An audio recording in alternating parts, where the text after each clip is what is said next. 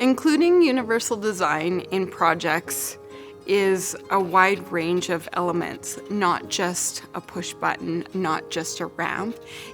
As a person born with cerebral palsy, I have taken my lived experience and have used it to apply to numerous projects or all projects that Level Playing Field works on.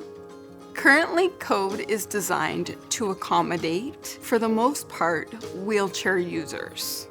I mean, look at the universal symbol for disabilities. It's a manual wheelchair. Disabilities are a wide spectrum of users, whether it's invisible or visible. But if we don't technically use or follow the universal design principles or meet or exceed universal design and building code, we don't necessarily address each user's individual needs. As a community member and community champion, CMLC is always trying to listen to what's happening in our community. It's really important for us to bring that sentiment of ideas to the forefront. Inclusion, diversity, equity, accessibility, and sustainability. Each letter in the acronym is really important. The A in the ideas statement is for accessibility. Accessibility pervades all of our work. We obviously build a lot of projects. We build large buildings, we build parks, and we build bridges, roads, everything. Accessibility has to be forefront in all of our designers' minds, the contractors' minds, and how we're building it, how people move around a construction site, and then the final product. How do we program this space that allows all people to arrive and for barriers to be removed? Accessibility is a huge part of what we do.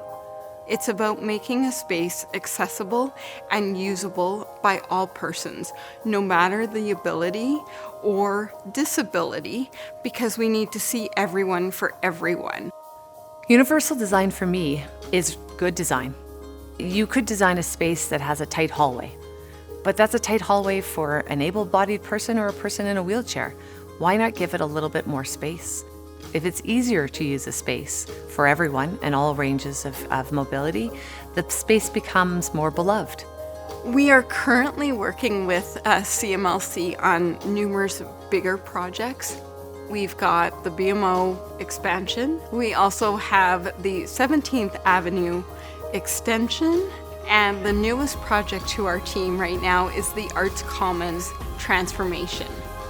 CMLC and Kate especially have really become leaders.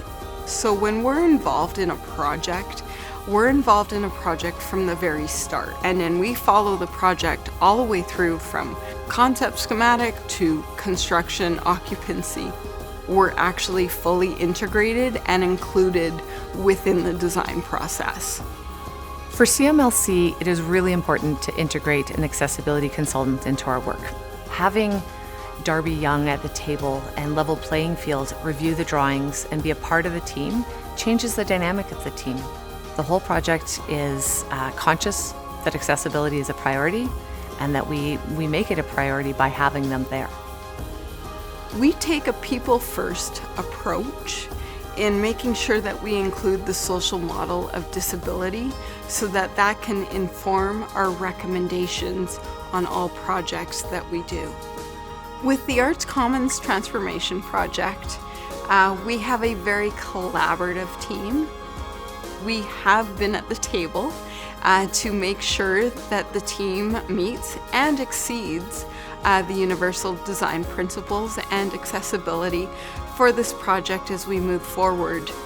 The BMO expansion project for Level Playing Field, we've been able to not only meet, but exceed universal design within this project. When somebody approaches the BMO, whether it's from outside or in, that they get the feeling that they are welcome here from the beginning. It's going to allow individuals to keep their independence within the space. And it's a challenge. It's not easy to say, open these doors and everyone can come in and have a similarly wonderful experience. That's our aim and that's our goal. For CMLC to lead that and signal to industry that it's a priority, we believe is really important, and we're happy to be partners on this journey. I think the biggest comment I have in accessibility, universal design, as a person with cerebral palsy, as somebody who deals with the barriers day to day, my biggest comment would be to definitely start with to see people for people. Then we're able to actually move the society forward in a way that everybody feels included in the space. I'm really proud of CMLC. So early days, we acknowledged what we don't know, but you go out to people who do know. We bring in architects, we bring in structural engineers, and we also bring in accessibility consultants. And having accessibility consultants at the table elevates the conversation to make sure that we are thinking of inclusivity and we are thinking of accessibility, not as a box to check, but as a foundation for the design.